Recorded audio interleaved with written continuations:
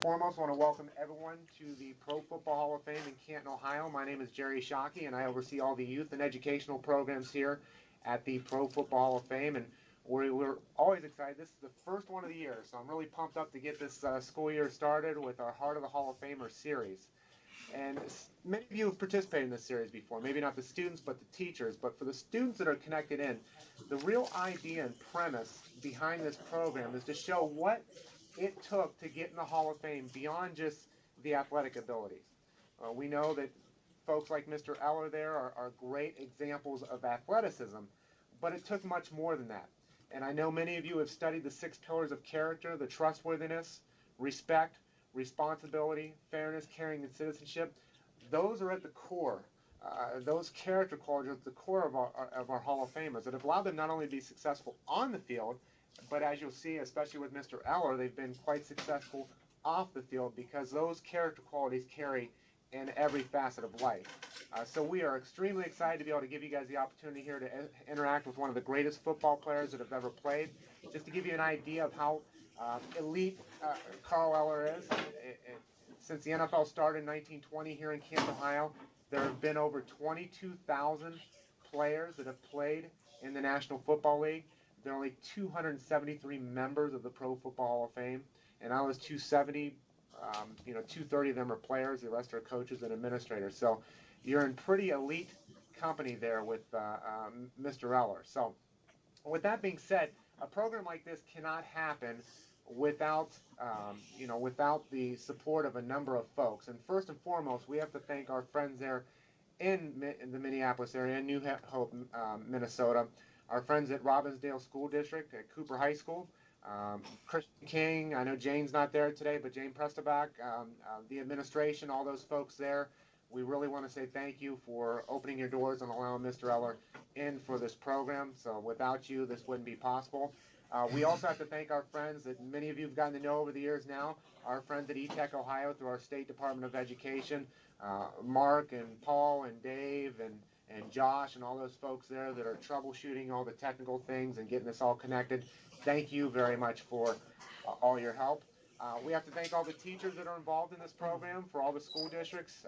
It could be the teacher, could be the tech coordinator, could be the conference coordinator. There's a number of folks that are involved with each of these schools to make this possible. So thank you for your support and these programs. And then last but not least, we have to thank the students because they are the real stars of the show. You guys are going to be the ones driving the program, so to speak, today with your questions. So we are extremely excited to have you guys participate. So before we go into our introduction of Mr. Eller, what I always like to do so all the schools can see where everyone's coming from is I like to give the schools a chance to give a little shout out for their school. So when I call upon that school, I'm going to ask you to unmute your microphone at that point and give a little shout out of school spirit. That means teachers, close your doors on your classrooms. If you don't have a door, I'm sorry for letting your kids shout in your classroom, giving them permission for that right now. So if we will, to start the program off with a shout out, can we have, now Mr. Eller, go ahead and plug your ears just in case they get loud there. If the students there in New Hope at Cooper High School, if you want to give a shout out, go ahead. Make some noise. Whoa.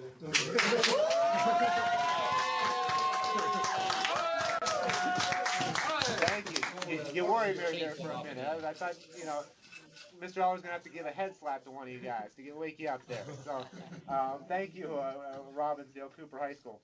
Let's go to Pennsylvania, Edinburgh. General McLean, if you're there, go ahead and give a shout out.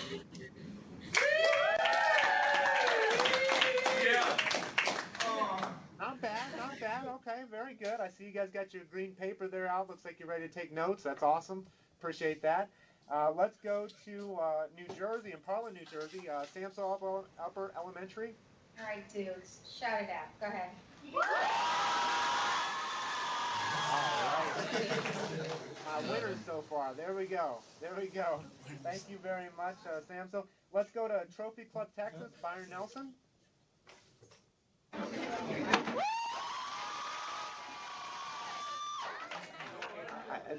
That's close. That's good. Thank you, Byron Nelson. You guys gonna stand for the whole program? Okay. What? You guys gonna stand for the whole program? Yeah. Okay, cool. They're smart and fit at Byron Nelson. So, okay, very good. Let's go to Byron Nelson. You can mute your microphone there. Let's go to Newark, Ohio, Newark Digital Academy.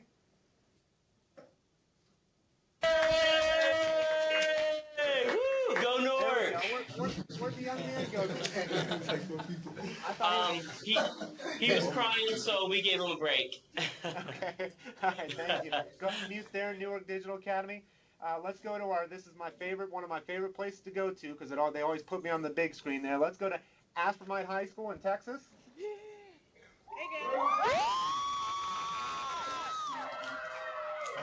There I am. Oh, they going out. Thank you, Aspermont, and go ahead and mute there. And we like to recognize they're a view-only school. They're connected in, but they're not going to be saying anything throughout the program, as they have to shift kids in and out for the program. We like to say thank you to Aledo, Texas, Aledo High School there. I know you are tuning in as well, so we appreciate your support and your connection here today. With that being said, what I'd like to do is go ahead and introduce our featured speaker here for today. And obviously, as you guys know, that is Pro Football Hall of Famer, Mr. Carl Eller. And let me read what we like to do with our Hall of Famers is break them down based upon on the field and off the field. And I think what you'll find, and as I said, Mr. Eller is a great example of this, is that you'll find that their off-the-field accomplishments are usually even greater than their on-the-field accomplishments. But let me go ahead and read a little bit about Mr. Eller. He was selected in the first round of the NFL draft by Minnesota and the AFL draft. Many of you might know that there was an AFL and an NFL that eventually merged, became what we know as the NFC and AFC. He was an AFL draft by the Buffalo Bills. Obviously, he went with the Minnesota Vikings. He quickly established himself at left defensive end on the Vikings' famed Purple People Eaters defensive line. He was excellent at stopping the run, devastating pass rusher. And now, even though it wasn't an official statistic at that point, it wasn't until the early 80s, he amassed 44 sacks from 1975 through 1977. Excuse me, did I say 1975 to 1977? Named first or second team All-NFL each season from 1967 to 1973, and he played in 6 Pro Bowls. And then obviously he was bestowed the biggest honor that any individual player can receive, and in 2004 was enshrined into the Pro Football Hall of Fame, the pinnacle of success for an individual player. Now off the field, there's a bunch of things we could share about Mr. Eller, but I've just kind of honed in on just a couple in particular, and one of those is one that he's very passionate about.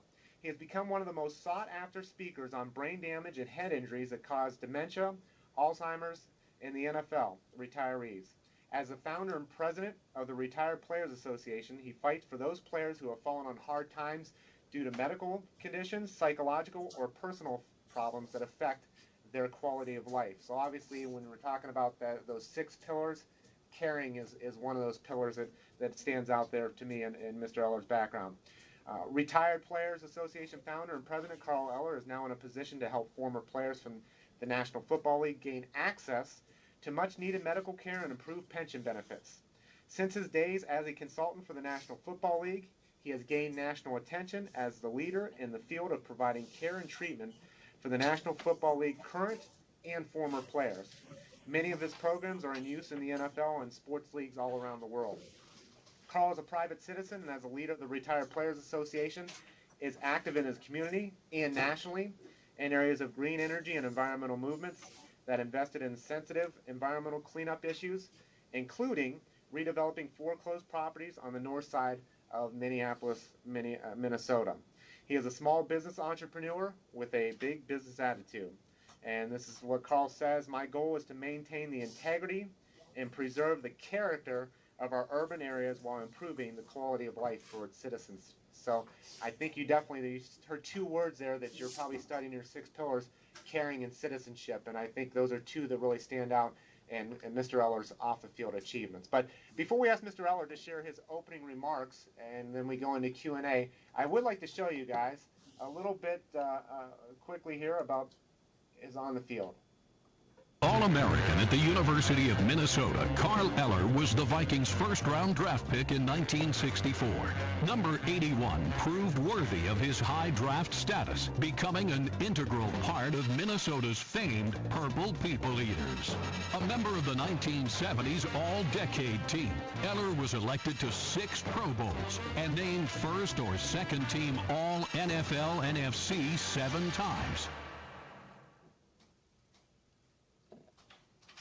Okay, and if everyone for a moment can unmute your microphones and join me in giving a warm round of applause to Pro Football Hall of Famer, Mr. Carl Eller.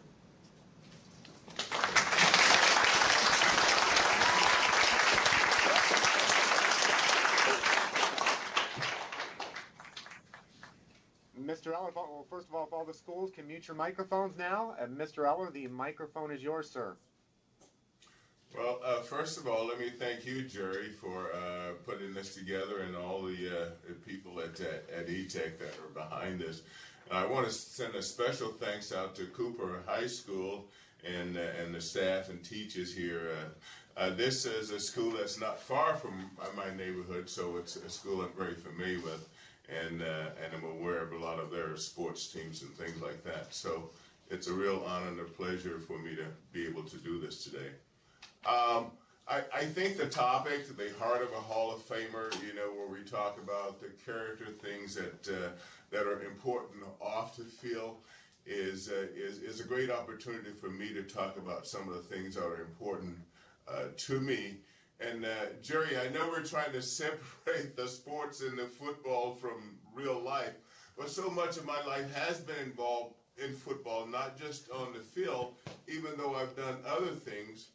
I feel like as a player, I've kind of brought those things along with me. So I approach a lot of the things that I do, I think, with the intensity, with the sincerity, with confidence, in the fact that I think I seek out tough problems. I don't know if that's a category or not, but a lot of the things that I think I've done since football is things that have given me a lot of satisfaction. You mentioned caring and things like that, but in so many lives, people don't have the really good fortune that I've had a chance to have, as being an athlete. I grew up in Winston-Salem, North Carolina, by the way, and came to Minnesota on an athletic scholarship. Was able to complete my education years later, but and being in Minnesota, so I consider myself a citizen of Minnesota, and I've lived in North Minneapolis, which I actually take a great pride in, because where I live is a great location. I have parks and all that stuff around me, and plus it's convenient to almost everywhere. But the idea of being a good citizen is really important to me. I try to be a model, where I live and those kinds of things, and I'm excited about that.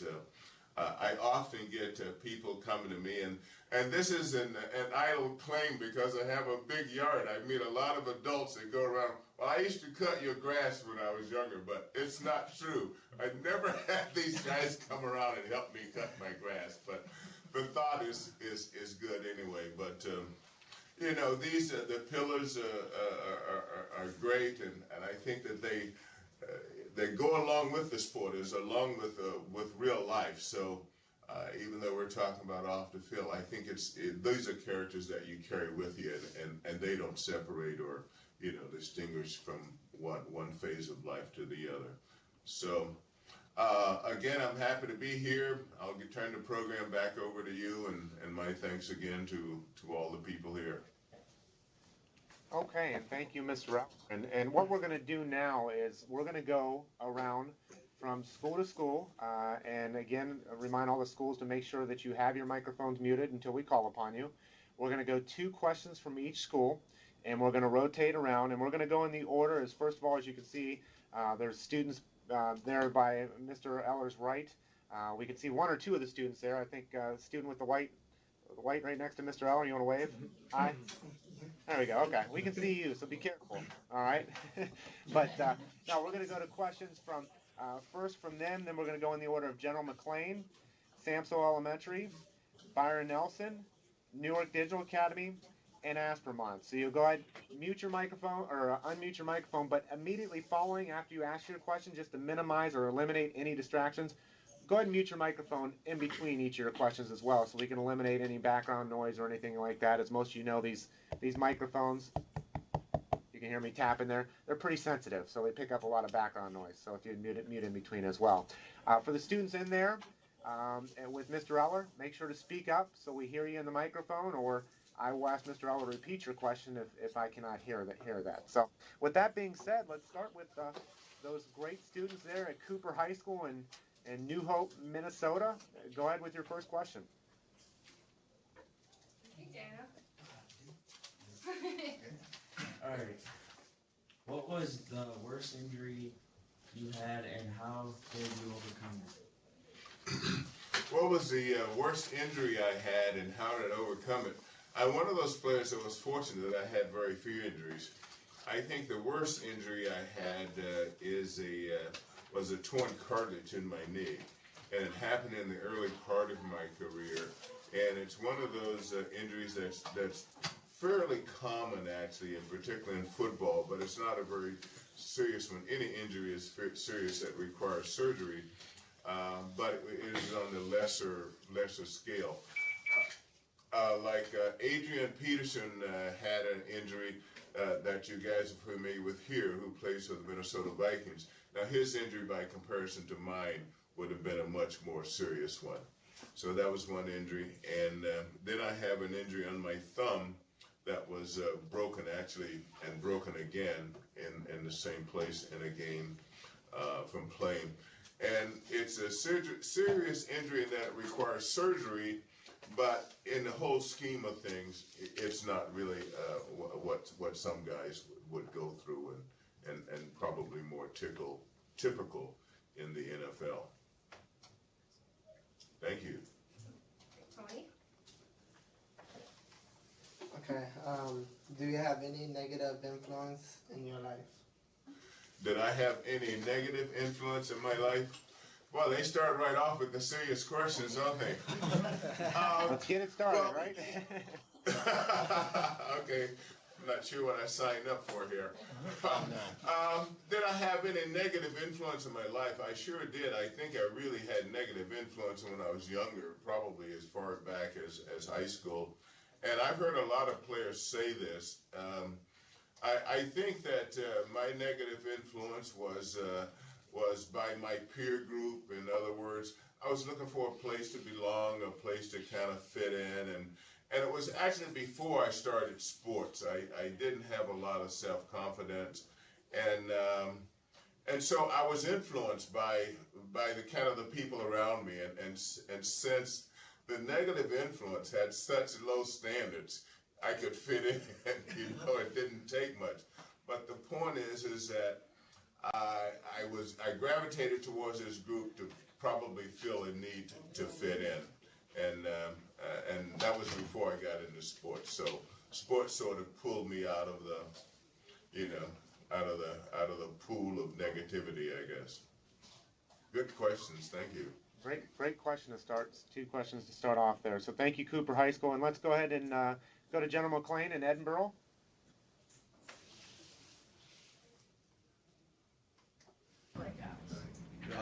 What was your greatest achievement after professional football? I've had really a good life. I've done some really important things.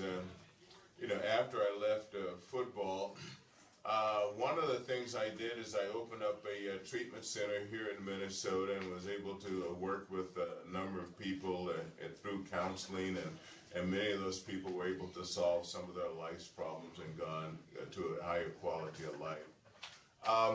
I think I'm really still working on what I think will be my greatest achievement, and this is exciting, particularly at my age and at this point in my life, and I think that that's important. Maybe we'll touch on that in a little bit, but the stuff that I'm doing now with the Retired Players and Retired Players Association, I'm really excited about, because I think that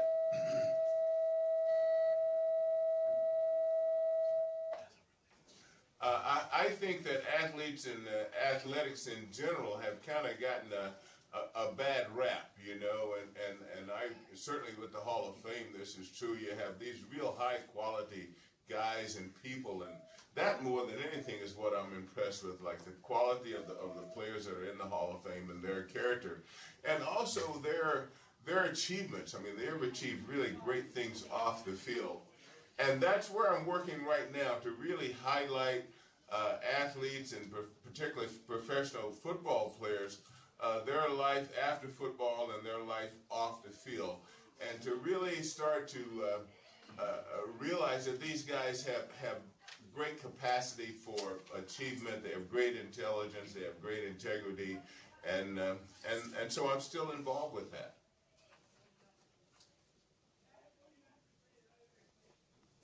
General McLean, if you have another one, go ahead. Do you experience any discrimination within the National Football League? And that question was again, I know discrimination in the National Football League. What was the first part of that? Did you experience any discrimination at all within the National Football League? That's hard to quantify. And my approach, and I started in professional football in 1964 with the Minnesota Vikings. So my career in college and in high school was like the early 60s, and when all the civil rights movements were going on in the South, and there was a lot of turmoil around that time. It's really interesting because I think that my attitude and my approach to life was, even if there were discrimination, and there was a lot of it. I mean, it was everywhere. That was the nature of the land. That was the law of the land, particularly in the South, is I didn't let that stop me. It was something, it would present probably more of a challenge to me. And that probably began to set some of my earlier personalities and characters, is that I wanted to be judged, and this, of course, Martin Luther King came along, you know, later and around that time, but I wanted to be judged as an individual and for my own contributions. And to give you an example, I remember one time, and this would have been in the late 50s, and you guys can probably ask your parents and go to the history books about this, but it was an era of Jim Crow, you know, and Jim Crow is like you had the separation between the blacks and between the whites. And on this one occasion, I started to work very early because my family was, you know, poor family, you know, and so in order to get things, I really had to go out and work for it. And I remember one of the first jobs I had, and I was so proud of myself because I had money to actually go and buy a hamburger. And with the money in my pocket, I went to this little drive-up stand, which was in my neighborhood. I was actually walking to town and strutting to town because I had money in my pocket, which was unusual. But I stopped at this stand, and there was a young girl there, was a young white girl there, and she was the server at the counter. And she says, "Well, I can't serve you because I was black," and of course that wasn't permitted. It would have actually been breaking the law had she served me, and she couldn't do that. My response is that my money and the money that I worked so hard for was equivalent to any other money, and that I deserved to get the services that I was seeking. And so, rather than to go around to another entrance, which would have been the service entrance or the kitchen entrance, I kept the money in my pocket, and of course I didn't buy a hamburger, or I didn't spend my money at that store. And of course, you know, went on. I didn't get a hamburger, obviously. But I think there was something about that made me realize that I do have choices. You know, I can make a choice to go along with the situation, or I cannot make that choice. And I'm very proud of that even till today, because I think it set a tone for me in my life, is that there are things that I can do without if I have to sacrifice my integrity to get it. And that's just something it's been a quality that I've stuck with, and I think it's very important in life. Yeah, thank you very much. And I know Robbinsdale, you seem to be getting every bell in the world right now. So hopefully they don't call a fire drill on you guys and you have to leave the building. But all the schools that are connected in can definitely appreciate that, as they've all encountered that as well. But one thing for the students to give a little perspective on that time, you know, our country was going through a lot of transitions through the 40s, 50s, and into the 60s. From, you know, the civil rights movement to things that you guys study in your textbooks, Rosa Parks, Brown versus Board of Education. Well, football was going through those same transitions as well. You had a lot of things taking place. The Redskins were the last team to integrate in the early 60s. You had Brian Piccolo and Gale Sayers being the first black-white roommates. So football was going through that same transition as society. And obviously Mr. Eller faced those issues on and off the field, as you heard him say. Thank you, General McLean. Let's go to New Jersey and Samsel Upper Elementary. If you have two questions, go ahead with your first one. What advice would you give to today's players after they end their career, and how do they become regular citizens? Okay, I want to applaud that young man there. It was a great question, and actually it's kind of where I work.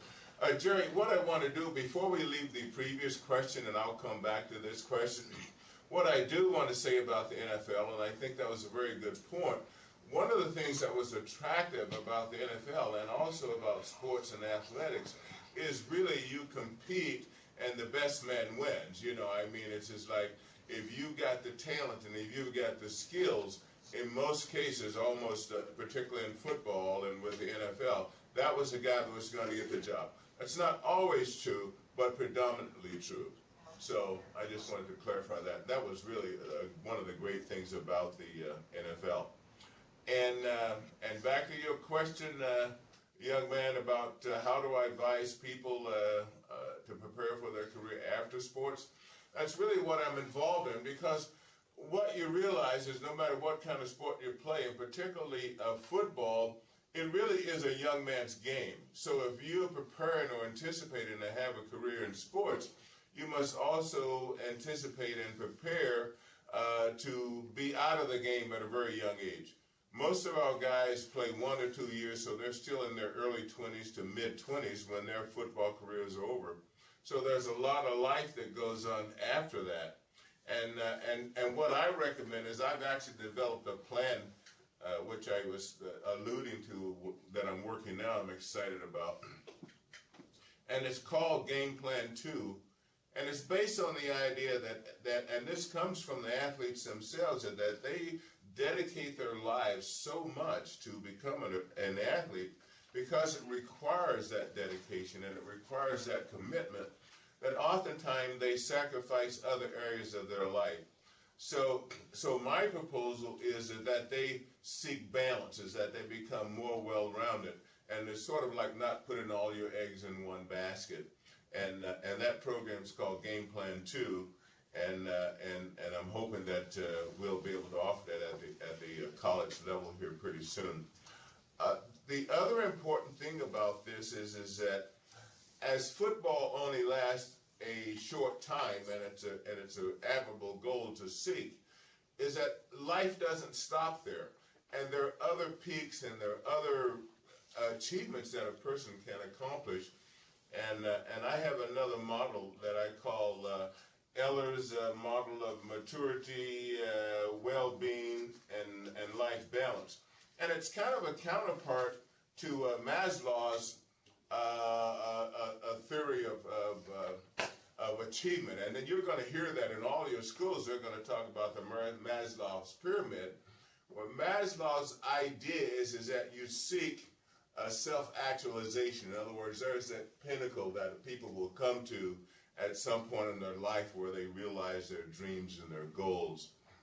My model really talks about that's true, but I think that in a lifetime, those pinnacles and those peaks will occur multiple times, and that you may reach a peak here, particularly if you do it early, is that you can achieve some other kinds of things. You can reset your goals, reset your sights, and go and achieve really just some other great accomplishments.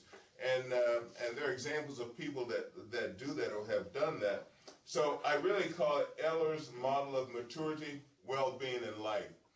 This is new to your teachers and new to your schools, but it's hopefully something they'll become familiar with as we go on. And I think it's just kind of a new model of how you look at life. You can start out with something really that's exciting for you, that you really want to do, but after you accomplish that goal, life doesn't stop there.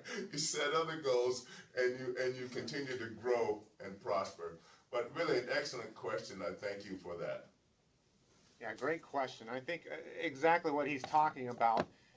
Mr. Eller was asked recently, some of you might know, or you might have done research on him. He was asked not too long ago to address on pretty much that same subject with all the NFL rookies. And he did so here at the Pro Football Hall of Fame as all the NFL rookies came in over the course of 2 different days where he addressed them. So he was addressing, those athletes that you guys know about today, Andrew Luck with the Colts, RG3, about those same things about life after football. So he is, highly sought after and an expert in those areas. So I think he's an amazing resource for the National Football League and others, and players, most importantly, for their after careers.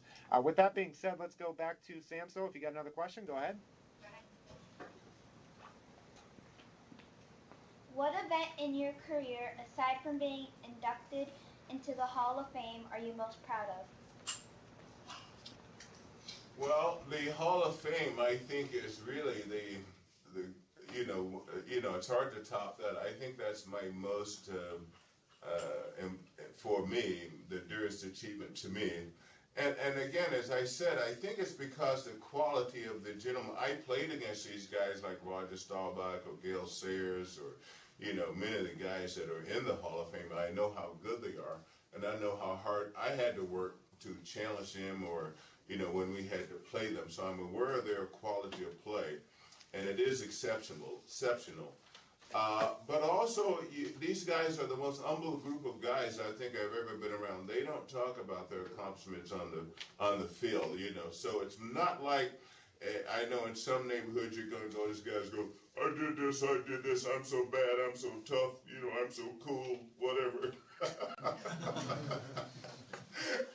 We don't get that from the Hall of Famers, and I don't know, I think after you've had success from hard work, you realize that a lot of people go into helping me be successful, and I think it develops a sense of gratitude, that yes, what I've accomplished or what these other guys have accomplished has really been the result of many, many people helping. So the Hall of Fame is really my crowning achievement, I think, in the world that I've lived in so far. Great question, and that's one of the reasons why, as part of our core mission here at the Pro Football Hall of Fame, is to promote the positive values of the sport. We really think that team environment that pro football creates with 53, 55 guys on a team, but 11 on each side, it's the ultimate team sport. And many other elements in life function the same way. Your families function as a team. Your school functions as a team. Your business, my business here at the Hall of Fame, functions as a team. Even this broadcast with the folks there at Cooper High School and E-Tech Ohio and Mr. Eller, we function as a team. So there are a lot of positive values and a lot of reflections that you can take from the game of pro football and apply them to pretty much every element of life. So we think that's why it's a core mission of ours, is to promote the positive values of the sport. Thank you, Samso. You get great questions there. Let's go to Trophy Club Texas, Byron Nelson. Turn it on. Mr. Eller, you were a 5-time first-team All-Pro selection. How did your work ethic reflect your accomplishments? My work ethics reflected my accomplishments because I was really aware of the competition. The one great thing about sports is that your opponent is going to challenge you. It's not an ill-gotten gain, because whatever you do, you're going to have to earn it, and the only way to do that is to work for it. So I mentioned other Hall of Famers, like one Hall of Famer I played against is a guy named Bob Brown, and our careers really parallel each other. I mean, he was a tiger, a monster, man, and he would like come after you. I mean, he would want to like put you out. You know what I'm saying? It was like he was not a nice guy. The Bob Brown on the field and the Bob Brown off the field are two different people. I think he went. It was, I don't know, it was Dracula or something, you know. But no, he was a tough competitor, and he took pride in his work. I mean, he's not going to come out on the field and say, "Hey, Carl Eller beat me." No player wants to do that. I, on the other hand, was going like, "Hey, Bob Brown's not going to beat me. I'm not going to let that happen." And so, in order to do that, there was preparation, and I had to work harder. I had to overcome whatever obstacles I thought. A lot of times, I had to prepare ahead of time for things that maybe didn't happen, but just in case they would, I wanted to be prepared. So hard work was integral to my success. And I find that in all the Hall of Famers, a lot of guys will say, well, it's natural talent, God's gift. I think that's true, but that doesn't accomplish it without the hard work to go along with it. Thank you. Great question. Great question. Let's go to another one there from Byron Nelson. Who was your inspiration throughout your career, and why was he inspiring, he or she? One of the guys that inspired me actually goes back to my youth, just of going into high school, and the gentleman I think that had the most impact on me was a gentleman. His name was Norman King, and he was a neighbor of mine. And as I mentioned, I grew up in Winston-Salem, North Carolina. Well, the thing that impressed me is that he was different from almost everyone else in my community. At that time, he was in college, and he was also an athlete. And what attracted me, he had like one of his workout suits or his jumpsuits, and I just went like, wow, that's cool, you know. And then he explained to me what he was doing. He was a track star, was not a football player. And Winston-Salem State College had great track teams, particularly in the hurdles and stuff during that period. And they won a lot of fame because of that. And he was one of those guys. And he opened up a whole nother world of possibilities for me that I didn't know existed. And that was a real motivator for me. It was the first conversation that I had with anyone that there were other possibilities out there. And that's important. I think exposure to ideas and opportunities are important as you grow up and as you live. And you never know where these come from. And you talk about, we go back to where I live, and I talk about the kids in my community and stuff like that. It's not that I have direct contact with them, but I know what an influence Mr. King was to me, just simply that he was a role model, and that influenced me, and I think that led to a lot of the things that came later in my life. So if I can be an influence, or if I can be a role model, or if I can set an example by living where I live, then I'm very happy about that. I think it's important to note that, you know, with these role models, not only having role models is important, but allowing those role models into your life. I know we have you know, I shouldn't say it's funny, but it's weird that, you know, in sport, if we have a problem in sports, you know, or we need to get quicker, we need to get faster, we know we'll go to the coach and say, hey, how do we do that? How do we get bigger? How do we get stronger? And we'll work on it. But it seems like sometimes in the classroom, if we're struggling in a class, you're kind of embarrassed a little bit to ask for that help. And I think we need to get past that. So allowing those mentors, allowing those teachers and those principals and brothers, sisters, and pastors and all those folks that are in your life to help you, to be a mentor in your life. I think that's really important. Let's go to Newark, Ohio, nearby here. Got a couple questions? Go ahead. Hey, yes, sir. Go ahead. Who was the toughest running back you faced? Who was the toughest running back? There were quite a few of them, actually. I played against a favorite in Ohio, Jim Brown, but a favorite around the world. I mean, Jim Brown was just kind of the epitome of running back. But I played against guys like Gale Sayers, who, in my opinion, I think was really probably the most fearsome. And the reason he was so fierce, he was so quick, and he could change direction so fast. And then from his spot in the backfield, and you guys are familiar with football or sport or something, I'm like this close to the guy across from me, and he's sitting in the backfield. And by the time I would hit this guy like who's like this close, he would be like right there on me. And boy, you couldn't do both of them. There was no time to hit one and then hit the other. You basically had to do it at the same time. And I was always totally impressed by that, because what his goal was that once he got past the line of scrimmage, the defensive backs really didn't have a chance. In the open field, he was so quick and elusive that he just made defensive backs that literally just roll over, because he called it fake them out of their jock straps, you know. But he was really good, and in the open field, you know, he was amazing. He was all around running kick-offs and punt returns, and just really, really a great talent. But there were other guys like Tony Dorsett, Franco Harris. All these guys are different styles too, but they're great competitors and tough to defend against. Legends. Do you have another there, Newark? Go ahead. Yes, sir. What is your legacy as a Hall of Famer? What is my legacy as a Hall of Famer? Well, I don't really know. I mean, my legacy is a Hall of Famer. But one of the things that I know is that I was a good pass rusher.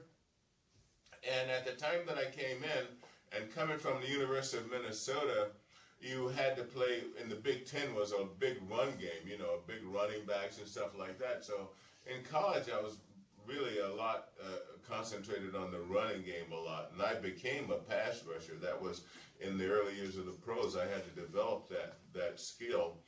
And there was a move that I did whereas I really can't demonstrate. Who wants to demonstrate with me right quickly? Give me the Bronco guy right here. I got it. It'll be my chance to get him, okay? Here, come on up here. And I know we're having problems with the video, but we'll try and keep it right here. But I'll show you. And he's gonna be an offensive tackle if he's not. Okay, here we go. He is the lineman. And what I would do is I'd line up against this guy, and what I do is I kind of push him with this hand like this, and I do what they call the overarm, and then I could push him that way. And that was kind of a new move that we did. But thank you. I've given him a lot of heat already for that jersey. But that was kind of a new move. But what it was is kind of a use of physics and balance and all those things. But it allowed, if by getting this arm out of the way, I could elude the tackle. And so Joe Green, who played with the Steelers, and some other guys go, hey, that was a great move. We copied that move. So that might be my legacy, if that's what you mean. I coach D-line, and so I'm gonna teach them that tonight. It's a hard move now. Yes, sir. Thank you. Thank you, Newark. Go ahead and mute there, and we'll go to Aspermont, Texas. Go ahead with your couple questions. Oh yeah, it's on first. What motivated you as a football player, being that you were such a strong force for the Vikings? Well, you know, part of it is let's go back and talk about teams. And I was fortunate again, and I'll revisit this theme of teams and teamwork. I played with a couple of great guys on that line with me. Starting at the other end was Jim Marshall, who played in almost 300 games and never missed a game in 20 years. Jim was kind of our spiritual leader. In other words, he always responded to the call. And that was a real motivation. So because if you can imagine, week after week, you get bruised, you get beat up, you get hurt, everything's going on. But then on Sunday, you got to come back and play, and you got to play at guys across the line don't take pity on you. So if you're weak or if you're hurt, that's just too bad. They're going to come after you anyway. You know, so one is you didn't want to get hurt, and if you did, you tried to get rehabilitated as quick as possible. So Jim's the epitome of that, never missing a game.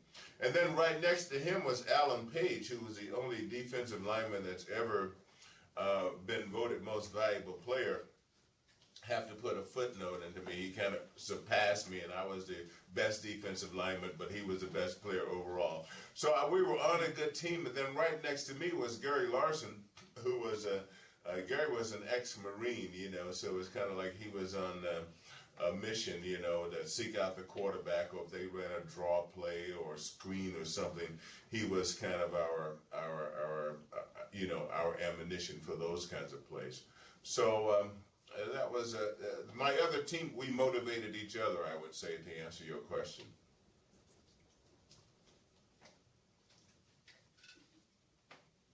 Go ahead with your other astronaut. If you could give us one piece of advice, what would that be? One piece of advice. Boy, I'm gonna be a genius or a goof off here. We're trying to answer this question, but I think the best piece of advice I can give you is to believe in yourself. You know, each of us have real talents that it takes a long time to discover, and it's unfortunate that, you know, at this age, at this point in your life, is that sometimes that's hard to find, and I know that without that real confidence and belief in yourself, it can lead to people making poor choices. But what you'll find is that you are unique in very special ways, and maybe you have it, or maybe a person doesn't find that until they, you know, mature or find something that they enjoy. But have faith and confidence in yourself. Really believe in yourself. Really believe that you can do it. And don't shy away. This is two pieces of advice. Don't shy away from the hard things because they're tough or hard. Dig into that. Learn those skills and overcome those as well. And I think students, you know, the other thing with that is, you know, a lot of times your folks that are around you, your teachers and your principals, they may see something in you that you don't. So, you know, allowing those mentors in your life to help, you know, in many cases help shape some of the things that you may or may not know that you excel at. And so a lot of them, you see teachers maybe pushing you in a certain area, and you're like, man, just quit bothering me, you know. They may see something in you as well. So again, it goes back to letting those mentors, you know, into your life, those positive mentors into your life. So what we're going to do, I think we got time for one more question from each group. We'll go back through one more time. So we'll go back to Robbinsdale. If you have one final question from your group, go ahead and ask that. I can ask a question. Okay. How has football changed since you've played? How has football changed since I've played? Fundamentally, it really hasn't, but theoretically, it really has. There's a lot more passing in the game. Players themselves are a lot more specialized. In fact, they have more players on the team. I played when there was a 40-man roster. They have about 13 guys, literally a whole nother team on the roster now. And one of the biggest differences is in the position that I played as defensive end. A defensive end now is they don't combine them as much. One's a pass rusher, which will typically be in on passing downs, which could be any time, but their talents and their skills are more prone to rushing the passer, and another guy may be better at attacking the run, and that's where you see it in other positions as well. So there's more substitution. Thank you, Robbinsdale, and let's go to Edinburgh, PA. General McLean.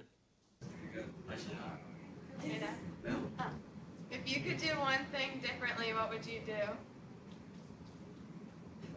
Well, I'm a parent, you know, and I think the thing that I would do more is spend more time with my kids. Great answer. Great answer. Thank you, General McLean. Samps Elementary, Parlin, New Jersey. Great question, too, by the way. What do you see in the NFL today that has improved or hurt the game? Well, I think one of the things that has improved the game is It's probably more off the field, and it's probably, I know I was involved in collective bargaining agreement, but they're looking at the players after their career and they're taking note of that. So that's a big thing. People like to talk about players, you know, their size and their quickness and those kinds of things.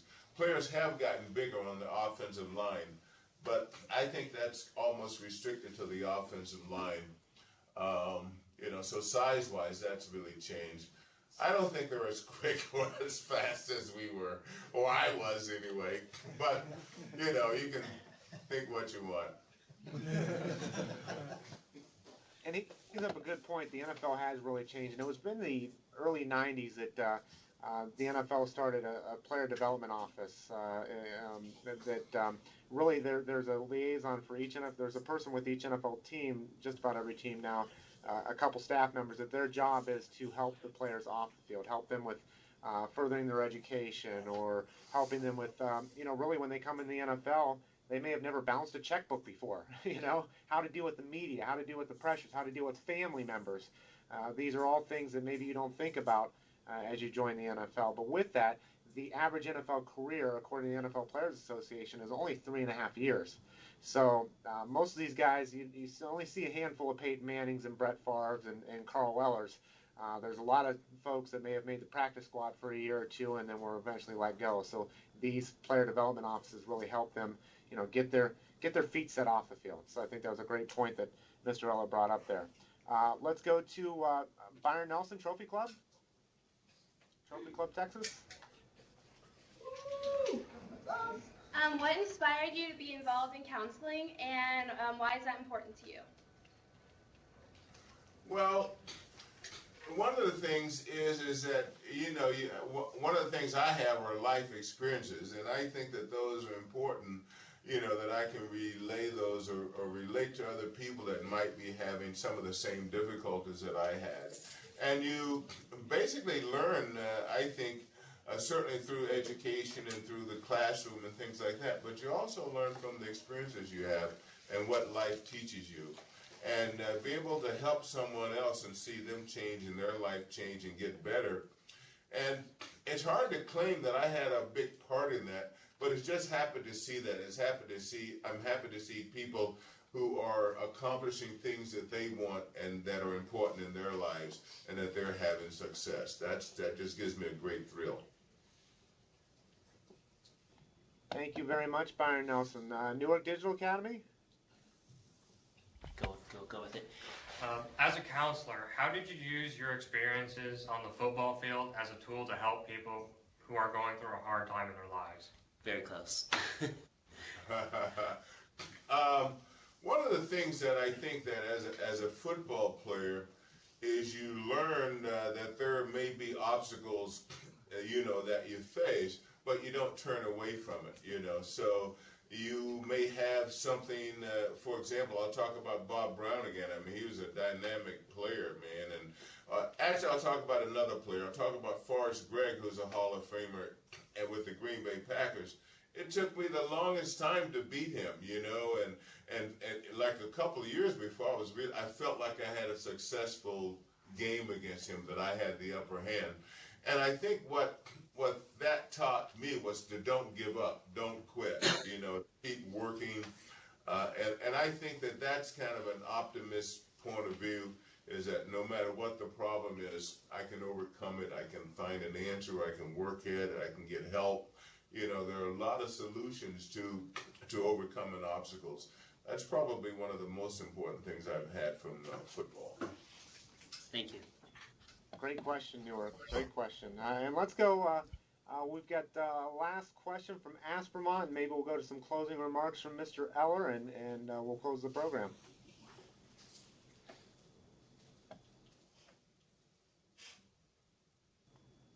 Aspermont, are you there?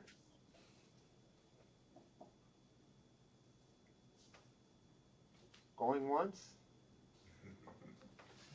Going twice? Okay, well, you know what? We'll go, since they were the host site, we'll give them an extra question. Let's go back to Cooper High School. You guys probably weren't thinking of a question, so I put you on the spot there, and that's part of life. Sometimes you get thrusted into the spotlight, so here we go. Go ahead, Jared.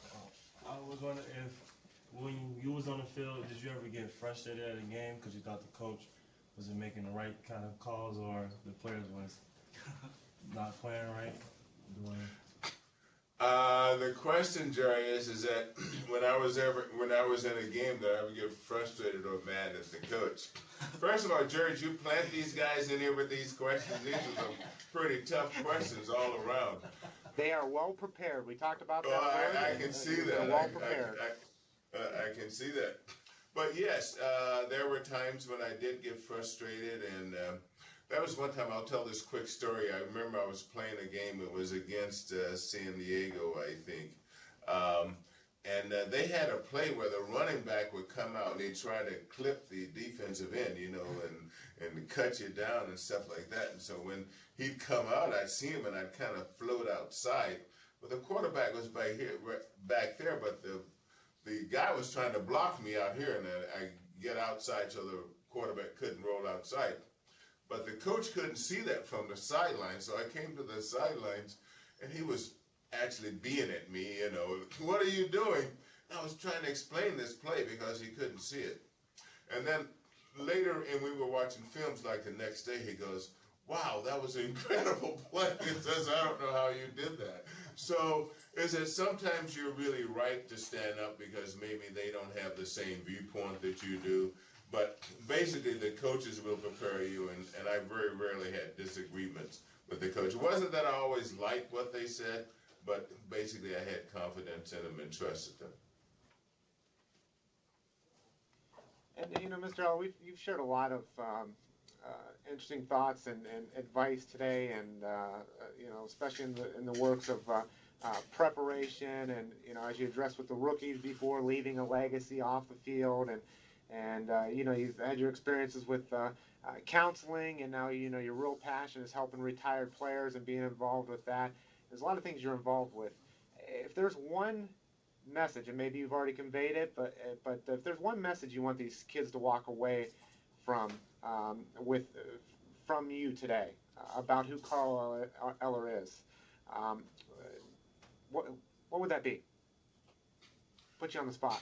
Jerry, first of all, let me congratulate you and everybody else that's involved with the putting this on. My experience has been great, so thank you. You know, I think the one message that I would leave, and one that I'm experiencing, is that the world is wonderful, and that there are exciting things out there, and learning never really stops, you know, and I learn new things all the time, that things that and sometimes I seek information, things that I wondered about or I was curious about, and I go out and find these things. And my life has expanded to other areas. I also am involved with art and those kinds of things. I do ceramics, and boy, so I'm excited every day to get up, and that to me is just fantastic. I was excited about today. I was a little nervous. I'm going like, hey, I want to do a good show. That I think that I still have that drive. I want to be successful in whatever I do, and I'm glad I still have that. I don't take life, you know, for granted. So, and I think it's a lot easier for me to say at this point in my life, but, you know, it's a lesson to someone that's younger, because they're going to face, you know, obstacles and get, you know, discouraged or whatever. But, boy, hang in there and keep at it, man, because life is wonderful and certainly worth it for sure. Well, Mr. Eller, I think the students will agree that you did an outstanding job, and your preparation was apparent in today as well. So if all the students, if you can join me, mute your microphones and join me in giving a warm round of applause to Pro Football Hall of Fame, Mr. Carl Eller.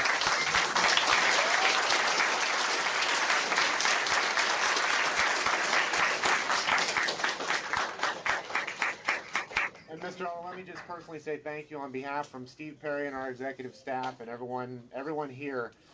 Without the support of you know, our Hall of Famers, our enshrinees like you, you know, these programs aren't possible. So we greatly appreciate you taking out of your day and you know, giving some advice to some young people that I think are going to take this advice back and apply that to their lives and make it even more successful because of the experience they've had today. So thank you.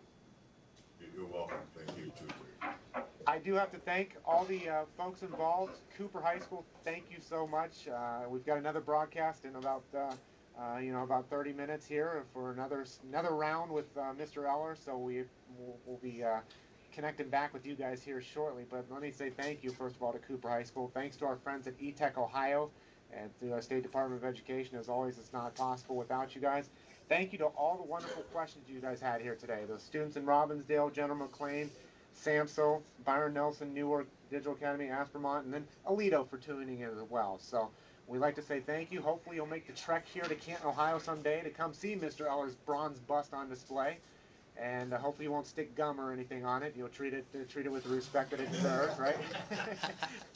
But just want to say thank you, and this concludes our program. Take care.